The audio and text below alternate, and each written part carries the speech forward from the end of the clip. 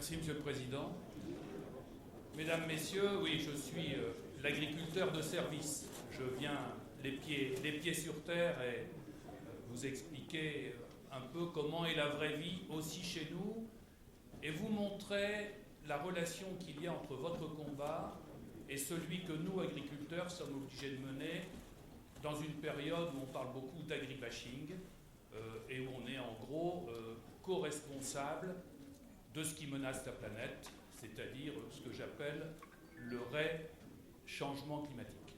C'est-à-dire en gros le rechangement, quelque chose qui, même pour moi qui ai une carrière d'agriculteur qui a commencé en 1972, j'ai eu l'impression d'assister à des cycles.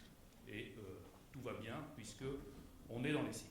Alors oui, j'ai intitulé de l'Holocène puisqu'on est en principe encore dans cette période. Certains vous disent qu'on est passé à l'Anthropocène et je considère qu'on est en train de passer à l'Asinocène.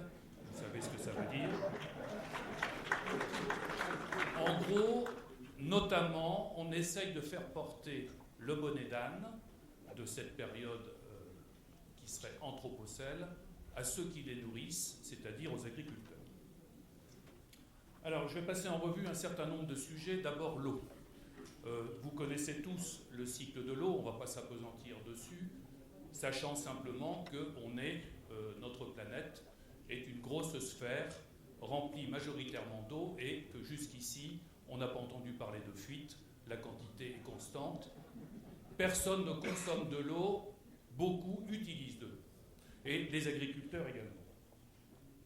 Alors, l'eau serait, paraît-il, depuis quelques années, devenue rare. François Gervais va vous parler du CO2. On m'a fait coller ça en me disant, si vous voulez manger, il faut que ce soit collé. Parce que c'est vrai que pour nous, le CO2 est un des facteurs de production essentiels, indispensables. Sans CO2, rien ne pousse. Et plus il y a de CO2, plus ça pousse. Alors on est peut-être les bénéficiaires de vos bêtises à tous qui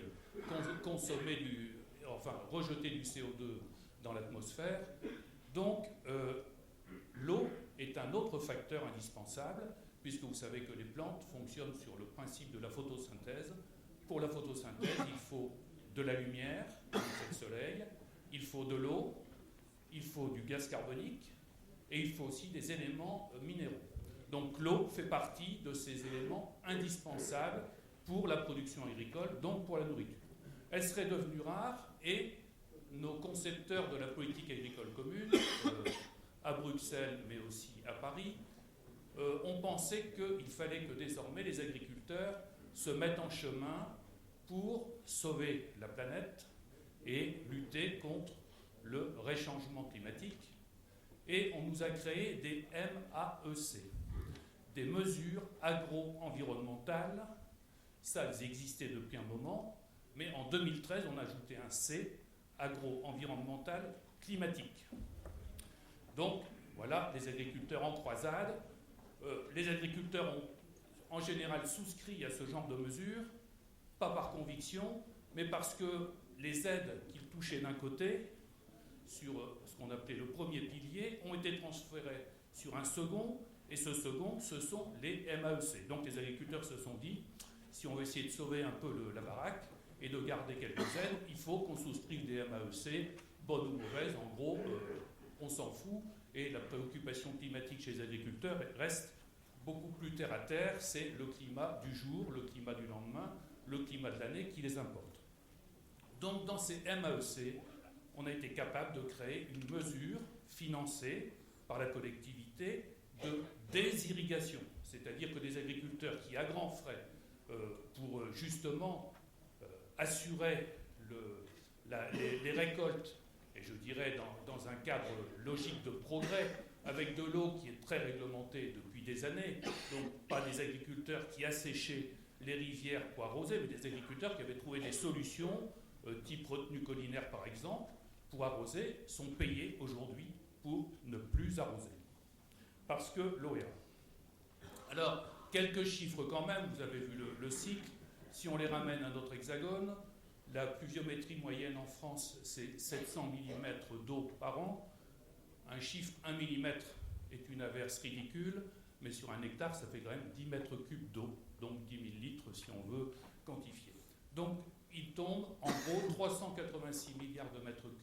par an en France. L'eau potable, c'est 5,5 milliards de mètres cubes, en n'oubliant pas qu'il y en a 1,1 qui repart en terre parce que les réseaux fuient. L'irrigation, je dirais, c'est seulement 2,8 milliards de mètres cubes. L'industrie en prend un peu plus. Et les centrales thermiques et nucléaires, 21 milliards pour leur refroidissement.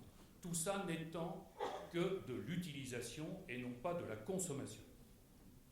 Alors, vous avez entendu parler du barrage de Sivens, qui a réussi à faire même une victime, un jeune qui y est resté. Au barrage de Sivens, c'était un projet de 1,5 million de mètres cubes. C'était pour les anti-barrages, assécher la région et créer une catastrophe environnementale. 1,5 million de mètres cubes, c'est 1 heure d'écoulement du Tarn à Albi entre novembre et mars. Donc Sivens n'a pas été fait, merci Madame Royale. Qu'est-ce qui s'est passé cet été? On a quand même entendu sur France Info une agricultrice interrogée disant c'est catastrophique, le ruisseau qui devait être barré par le barrage est sec et au pied nous n'avons rien récolté. Si le barrage avait été fait, le ruisseau bien sûr aurait coulé cet été et il y aurait eu des récoltes au pied. Alors maintenant, l'agriculture également, cette eau qui est rare, qui est précieuse, l'agriculture la pollue par les nitrates.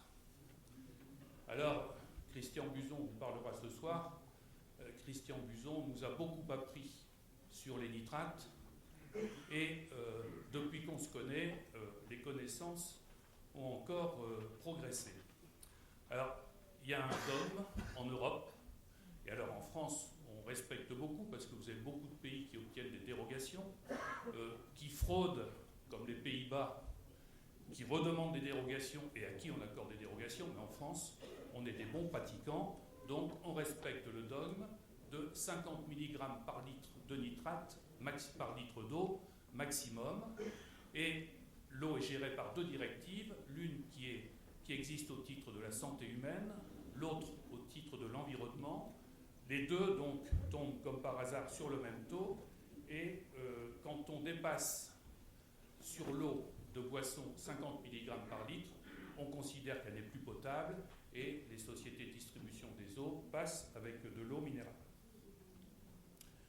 Alors, ce qu'on a appris, et ce que Christian Buzon a essayé de répandre pour le grand public, c'est qu'en fait, en 1998, vous avez 3 médecins qui ont obtenu un prix Nobel pour leurs travaux mettant en évidence les bienfaits des nitrates pour la santé. Louis Signaro, Ferid Mouad et Robert Furgot. 1998, ça fait quand même 20 ans. Les nitrates sont toujours dangereux pour la santé, nous dit-on, en France, particulièrement pour les femmes enceintes. Alors, là, j'ai photographié ce qu'on trouve dans les magasins anglo-saxons, Canada, Amérique du Nord, de condiments ou de suppléments alimentaires bons pour la santé. Et là, vous voyez Power Beet, donc le pouvoir des betteraves.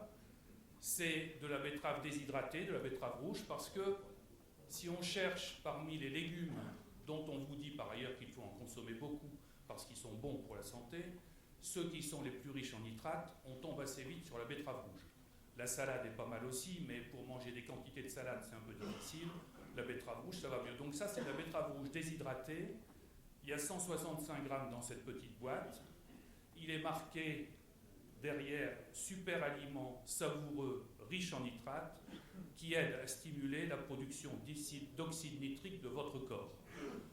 En gros, ce que les médecins avaient trouvé, c'était les vertus des nitrates pour d'abord le système cardiovasculaire comme étant vasodilatateur, mais également, après, accessoirement, un tas d'autres vertus qui faisaient que les organismes étaient plus résistants pour affronter les agressions.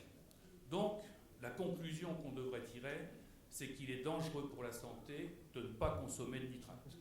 Quand vous avez aujourd'hui des fabricants, je ne devrais pas dire des fabricants, des pompeurs d'eau minérale qui vous vendent leur eau avec comme principale qualité zéro nitrate. Je vous déconseille donc d'en boire. Alors, l'Union européenne a aussi déclaré la guerre aux nitrates agricoles. Parce que les nitrates, les sources sont nombreuses. La population humaine et animale, on est des fabricants de nitrates, puisqu'on en rejette, on en absorbe avec l'air qu'on respire. Tout ça est transformé et on les rejette en général par les urines. Donc, on produit beaucoup de nitrates et les stations d'épuration des villes sont obligées aujourd'hui à grands frais de traiter les eaux pour justement retirer les nitrates. Mais ensuite, il y a les agriculteurs qui peuvent paraître comme étant les plus mauvais élèves, puisque vous savez qu'on met des engrais azotés. Les engrais azotés, ce sont des nitrates. Et donc, l'Union européenne a décidé de s'attaquer à la fabrication des nitrates. Alors, les engrais, mais aussi le bétail. Vous savez, les fameux rots des ruminants qui provoquent donc du CH4, mais qui dégagent aussi du protoxyde d'azote. Et on trouve, enfin, M. Gerbet vous dira peut-être ce qu'il pense de l'effet du protoxyde d'azote en matière de réchauffement de serre, c'est epsilon de epsilon. Et la Commission européenne prétend que si tout le monde respectait à la lettre cette directive nitrate, qui donc en France est globalement très respectée, mais pas beaucoup dans les autres pays, on pourrait donc ainsi réduire de 6% le niveau des émissions d'oxyde nitreux et ainsi contribuer à l'atténuation du changement climatique. Alors, on pollue l'eau, mais également on pollue l'air. Vous ne le saviez peut-être pas, mais ne venez plus à la campagne, respirez en ville, c'est beaucoup plus sain, parce que ça c'est le titre de Paris Match en 2016, Paris Match en ligne, l'agriculture, principale cause de pollution de l'air en Europe. La photo qui illustre, il n'est pas précisé que c'est aux États-Unis, parce qu'on a quand même peu de champs qui permettent ce genre de choses. Donc, qu'est-ce qui pollue l'air? D'une part, il y a l'ammoniac. Donc, pour ça, eh bien, on va taxer l'urée. Alors, les agriculteurs utilisent des engrais azotés sous plusieurs formes, uréique, ammoniacale ou nitrique. La forme uréique, c'est la forme la plus simple, la moins chère, mais évidemment qui a tendance à être plus volatile et avoir un effet retard plus important que les autres. Les agriculteurs qui n'aiment pas beaucoup gaspiller l'argent le savent, et donc lorsqu'ils épandent l'urée, ils font très attention, ils ne vont pas épandre l'urée 3 mois avant l'utilisation. Mais l'idée, donc, c'est de dire on va taxer l'urée pour que cet engrais volatile ne soit plus utilisé. On pollue l'air avec nos produits phytosanitaires, je vous en reparlerai après. Le commun des mortels parle de pesticides. Ok, pour être bien compris, dans des assemblées non agricoles, il vaut mieux parler de pesticides, mais nous, on appelle ça des produits phytosanitaires. Et comme je dis, on continuera de les appeler ainsi tant que les médecins ne feront pas des ordonnances pour aller acheter à la pharmacie des pesticides. Donc, les produits phytosanitaires taxent, polluent, eh bien, ils sont déjà taxés pour ce qu'on appelle la redevance pour pollution diffuse, on appelle ça la RPD, ça va plus vite, mais dans la dernière loi qui vient de sortir, on va donc augmenter cette redevance. Sur certains produits, elle sera multipliée par 3 ou 4, on ne sait pas encore exactement. Pour vous dire comment fonctionne l'État français, c'est un effet au 1er janvier. Sachant que les marchés pour ces produits-là, ça fait déjà un petit moment qu'on les a passés, donc, mais ça, c'est pas grave. Admettons que ça ne s'applique pas au 1er janvier, ça tombera après. Mais on part du principe que si on surtaxe ces produits, les agriculteurs vont l'utiliser moins. Si vous êtes malade et que tout à coup on vous rembourse moins les médicaments, il est évident que tous vous allez dire j'achète moins de médicaments parce que je ne suis plus remboursé. Non, je ne pense pas, je crois que vous allez vouloir quand même vous soigner et faire en sorte de payer plus cher pour bien vous soigner. On part du principe que pour les agriculteurs, même s'ils ont besoin de ces produits parce que l'art du métier le commande, puisqu'ils sont plus chers, ils en achèteront moins avec des sanctions au bout en matière évidemment de rendement qui ne seront plus au rendez-vous. Et puis on pollue l'air donc également avec la poussière. Et ça nous avait fait titrer lorsque la première fois c'est Stéphane Le Foll qui avait sorti un arrêté pour, c'était un mois de mars, je pense, on sortait d'une période très pluvieuse, tout à coup très beau temps, évidemment tous les agriculteurs rongeaient leurs freins parce qu'il fallait travailler les terres pour semer, et l'air à Paris était pas mal pollué avec des particules, on nous a dit que ça venait plutôt du charbon allemand, mais en tout cas, Stéphane Le Foll avait sorti un arrêté pour interdire les travaux agricoles pendant la période de pollution, et on avait titré un communiqué « Il fait trop beau pour travailler ». C'est quand en agriculture, quand on vous dit parce que votre travail va provoquer de la poussière, il ne faut pas le faire, c'est la négation de notre métier, puisque on est en gros soumis au climat en permanence. Quand il fait beau, on travaille jour et nuit, s'il pleut, on arrête, mais les cycles végétatifs n'attendent pas.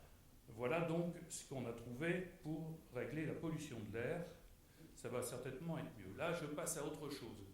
C'est le problème du loup.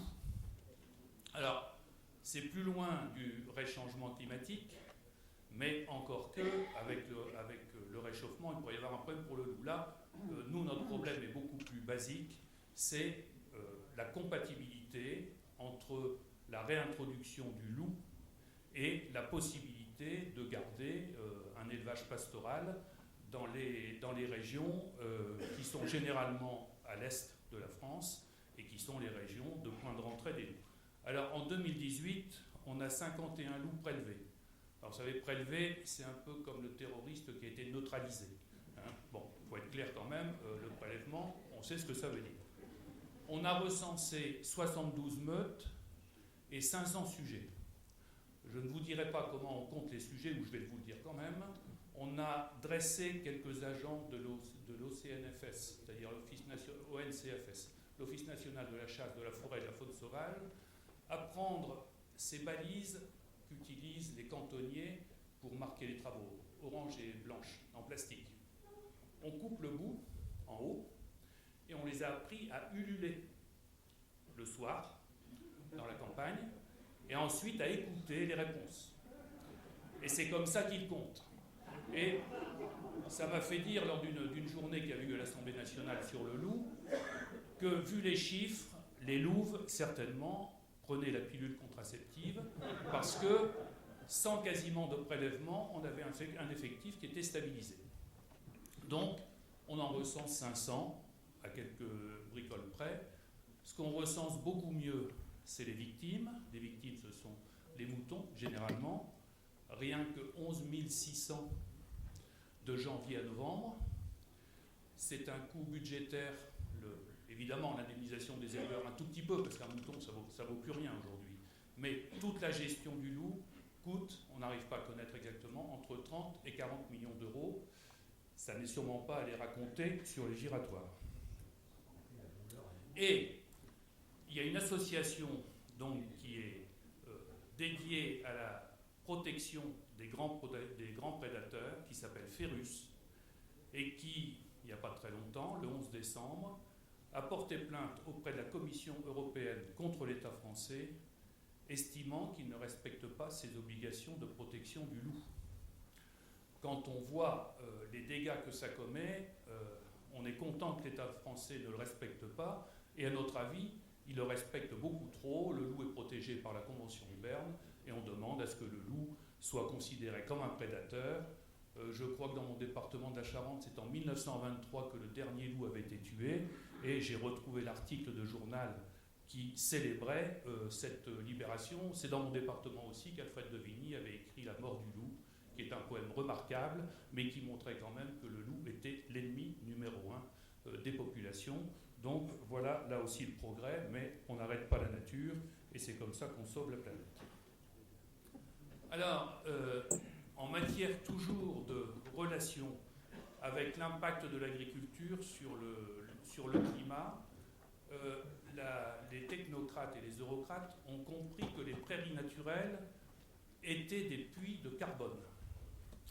C'est-à-dire que l'herbe pousse par la photosynthèse, absorbe donc le CO2 de l'air, rejette de l'oxygène, ça on n'en parle pas beaucoup, mais il ne faut quand même pas l'oublier, et fixe le carbone, donc, dans ses racines et dans ses feuilles. Et comme la prairie, si on n'y touche pas, c'est génial, puisqu'elle fixe et que ça ne ressort pas, c'est donc considéré comme un puits de carbone. Le problème, c'est que par ailleurs, il faut, sur des prairies, si possible, des animaux. Mais comme vous avez vu, ce sont des animaux qui ont le défaut de dégager du méthane, donc on est en train d'empêcher à la fois, il y a ces contraintes sur l'élevage, et la meilleure contrainte, c'est d'ouvrir les frontières à des importations de viande à bas coût, qui fait que les éleveurs arrêtent tous, successivement, quand ils arrivent à la retraite, arrêtent le métier. C'est donc une manière pour la... Alors je suis désolé parce qu'il y a... il y a un problème d'adaptation du PowerPoint et en gros, la Commission européenne donc, a bien décidé de réduire la contribution de l'agriculture au changement climatique et dans ces plans, il y a une réduction à la fois de la quantité d'animaux en Europe et surtout de la consommation de viande. Elle prétend que ça rejoint les préoccupations de santé, parce qu'il y aurait des consignes de santé. On nous dit qu'il faut manger 5 fruits et légumes par jour. On ne nous a quand même pas dit qu'on mangeait trop de viande et qu'il fallait arrêter d'en manger, même si vous avez vu la vidéo suivante. Mais la Commission considère que finalement, il faut donc réduire l'élevage, sauvegarder les prairies. Alors la question idiote, c'est que devient une prairie si elle n'est plus pâturée? Ça devient très vite un taillis, puis une forêt, mais à la limite, pour certains, ça doit être bon, pas forcément pour assurer l'alimentation des populations à venir. Alors, oui, ça c'est un peu second degré, mais on a eu quelques mots avec les amis végans, et on a donc, lorsqu'ils faisaient des soirées de veille devant des abattoirs, on venait en général faire des barbecues et on avait ce visuel. Alors maintenant, oui, maintenant c'est le problème je vous parlais des produits phytosanitaires, mais le problème des pesticides. Parce que derrière tous ces mouvements, nous on cherche quand même à qui peut profiter la chose. Alors, j'ai rappelé une des définitions des pesticides, c'est un produit chimique, naturel ou produit par l'homme, c'est-à-dire qu'il peut être l'un ou l'autre, et qui est conçu pour tuer un autre organisme. Et le mot pesticide, c'est un anglicisme, c'est pas quelque chose qui est porteur de peste, c'est quelque chose qui tue l'autre. Alors, si on utilise cette définition-là, on peut dire que dans l'environnement naturel, il y a sans doute des centaines de milliers de pesticides, et que la guerre biologique, c'est Mère Nature qui l'a inventé, perfectionné, puisqu'en fait, les pesticides de synthèse, c'est-à-dire nos produits phytosanitaires, sont généralement tous issus d'observations de molécules qui étaient présentes à l'état naturel dans certaines plantes pour leur défense vis-à-vis des agresseurs extérieurs. Donc, si on prend un raccourci, on peut dire qu'à peu près tous les pesticides qu'on ingère sont des pesticides que les plantes produisent. Mais on a pris ces dernières années des décisions assez incroyables et surtout lourdes de conséquences pour les producteurs. Ici, c'est les producteurs de mâches qui sont surtout dans l'ouest de la France et qui, entre deux rotations de mâches, doivent désinfecter leur sol. Et ils le désinfectent avec un produit qui s'appelait le méthane sodium, depuis des années. Cette année a été sèche. Il y a eu, de la part de, apparemment, 3 producteurs, un non-respect des règles, puisque le sol était chaud, était sec, et l'épandage de ce produit a donné des émanations de gaz qui n'ont pas empoisonné, qui n'ont pas intoxiqué, mais qui ont indisposé au total 70 personnes, puisque c'est des entreprises où travaillent beaucoup de salariés, sans qu'on sache exactement ce qui s'était passé. On a eu, alors je suis désolé parce que là aussi tout n'y est pas, mais sine die, l'ANSES, qui est l'organisme officiel qui donne les autorisations de mise en marché des produits, qui a interdit l'utilisation de ce produit, mais quand vous avez une interdiction qui tombe comme celle-là, sine die, ça veut dire que là où est le produit, à chaque fois il y a un problème et qu'il va falloir le détruire comme un déchet ultime, c'est-à-dire à grands frais, trouver les incinérateurs qu'il faut, alors que généralement, quand on interdit l'utilisation de produits, il y a un délai pour que l'utilisateur qu'il a en stock chez lui puisse l'utiliser, pour que les intermédiaires puissent se soulager de leur stock et pour que le fabricant puisse aussi vider ses stocks. C'est-à-dire qu'en général, il y a un délai d'1 an, 1 an et demi. Là, ça a été sine die. On a également, alors ça vous en avez sans doute entendu parler, décidé d'interdire le glyphosate dans 3 ans. Alors, on ne peut pas me soupçonner d'être un soutien de Monsanto, mais j'ai utilisé le glyphosate, pas dès qu'il est sorti, parce que dès qu'il est sorti, c'était un brevet Monsanto, il était très cher, hors d'atteinte pour nous, mais ça fait une 30aine d'années que je l'utilise, et on a jusqu'ici, évidemment, on est en bonne santé. Enfin, si les agriculteurs étaient les principaux utilisateurs et ceux qui sont exposés au glyphosate devaient subir les risques d'un produit dit cancérogène, à peu près tous les agriculteurs seraient aujourd'hui atteints de cancer. Les agriculteurs, Dieu merci pour notre profession, se singularisent parce que c'est une profession qui est beaucoup moins atteinte par les cancers que les autres professions. Alors, grosse cabale contre le glyphosate. On est dans une période où on nous a vendu l'agroécologie, Stéphane Le Foll. L'agroécologie, c'est un peu ce que vous voyez là-dessus. Là-dessus, c'est un tracteur, un semoir qui va mettre en terre des graines de colza. Et il va mettre en terre ces graines de colza au milieu d'une masse végétale incroyable. On pourrait penser que les graines ne verront jamais le jour parce qu'elles seront étouffées. Or, cette masse vient de recevoir un épandage de glyphosate, à peu près 1,5 litre à l'hectare, et va disparaître et permettre au colza de sortir, et en évitant la concurrence des mauvaises herbes. Ça, si on supprime le glyphosate, on oublie, il n'y a pas d'alternative, il n'y a pas d'autres produits au monde qui peuvent le remplacer. On oublie ça, on revient au labour, qui a été diabolisé là aussi par Stéphane Le Foll, qui se disait grand connaisseur de l'agriculture, bon, il en connaissait sans doute un peu plus que les autres, mais diabolisé parce que on a reconnu, et notre syndicat a beaucoup travaillé sur ces questions, c'est vrai que dans certaines situations, si on peut éviter le labour, c'est mieux, parce qu'aujourd'hui, avec la puissance des engins, au lieu de gratouiller le sol, on va chercher la terre très profondément, on retourne toute la flore qui est à l'intérieur de la terre. Or, il y a une flore qui est faite pour vivre, une faune qui est faite pour vivre en dessous, une pour vivre au-dessus. Bon, donc quand on peut, on l'évite. Et surtout, nous, on avait trouvé que c'était bien parce que le labour, c'est un consommateur de temps et d'énergie considérable. Et avec la méthode que vous voyez dessus, on évite tout ça. Donc, retour au labour profond avec les inconvénients que ça représente et évidemment, consommation de temps et de carburant. Les labours sont reconnus également comme favorisant l'érosion des sols lorsque vous avez retourné la terre qui pleut et qui a un peu de déclivité, évidemment la terre est emportée. On sera obligé d'utiliser beaucoup plus d'herbicides sélectifs parce que le glyphosate, c'est un herbicide total. Ça tue tout ce que ça touche. Ce qui fait que vous ne risquez pas d'en retrouver dans vos assiettes, puisque on détruit les plantes pour qu'elles ne soient pas gênantes, mais ça n'est pas épandu sur des plantes qui vont arriver dans l'alimentation. Les herbicides sélectifs, oui, parce qu'on les appelle sélectifs, parce que justement, ils ne tuent que certaines plantes et préservent les plantes qu'on veut récolter. Donc, pour remplacer la suppression du glyphosate, on sera obligé d'utiliser beaucoup plus d'herbicides sélectifs.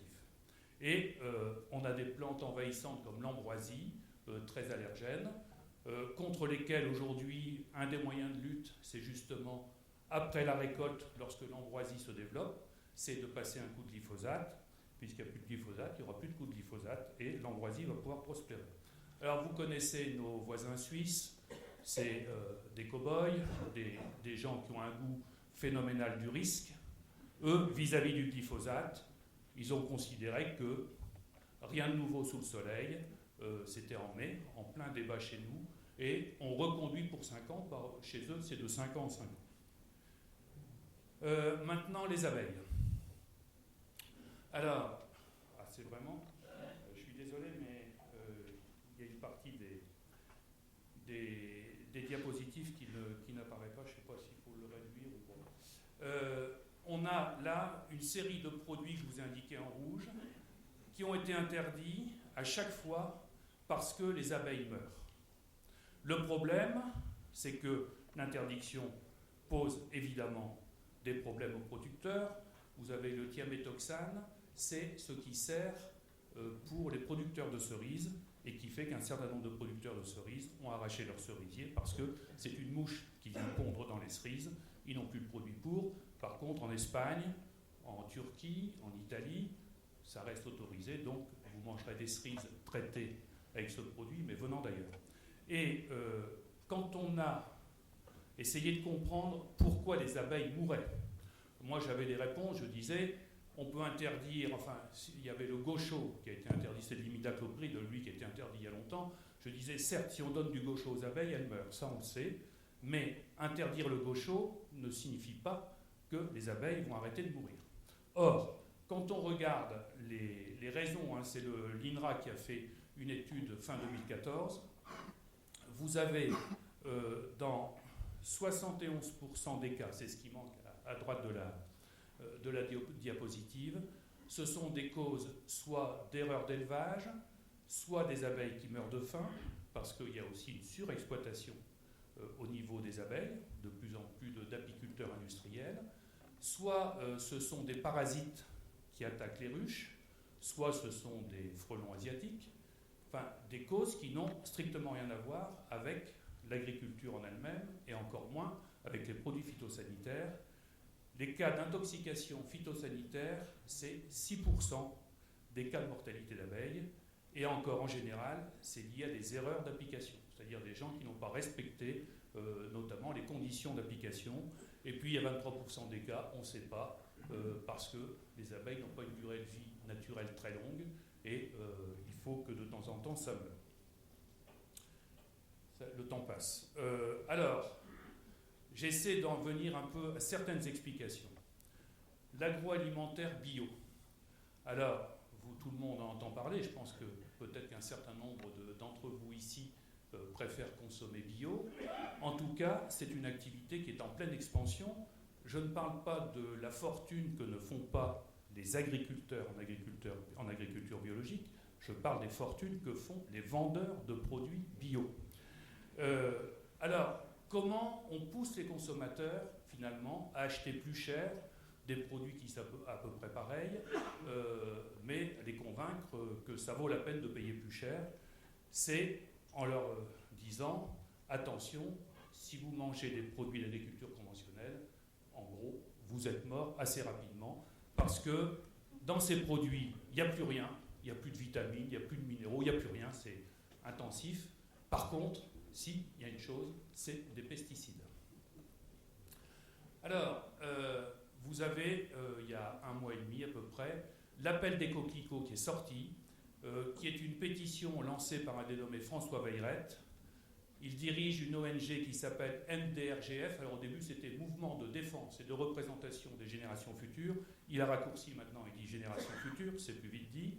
Association reconnue d'intérêt général, agréée par le ministère de l'écologie. Quand vous lisez agréée, vous pouvez déduire financée également par le ministère de l'écologie, mais pas que, puisque alors cette pétition, l'objet, c'est d'interdire l'utilisation de tous les pesticides, j'aurais dû le mettre en gras, de synthèse.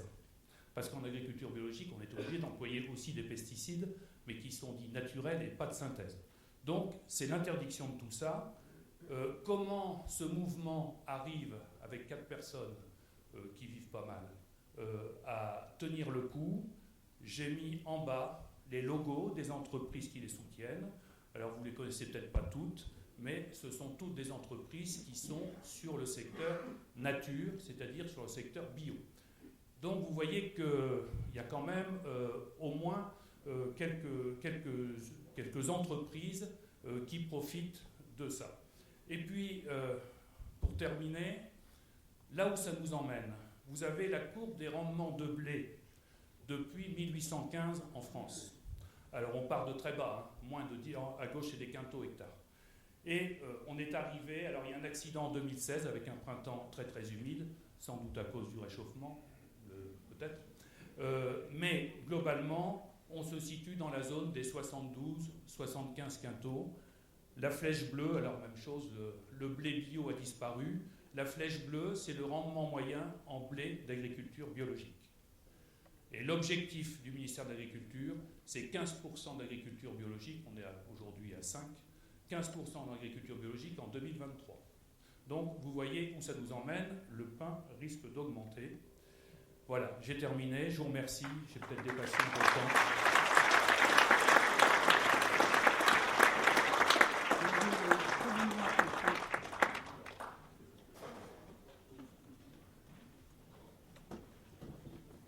Bien, merci. Bien, merci Monsieur Lucas. À l'université.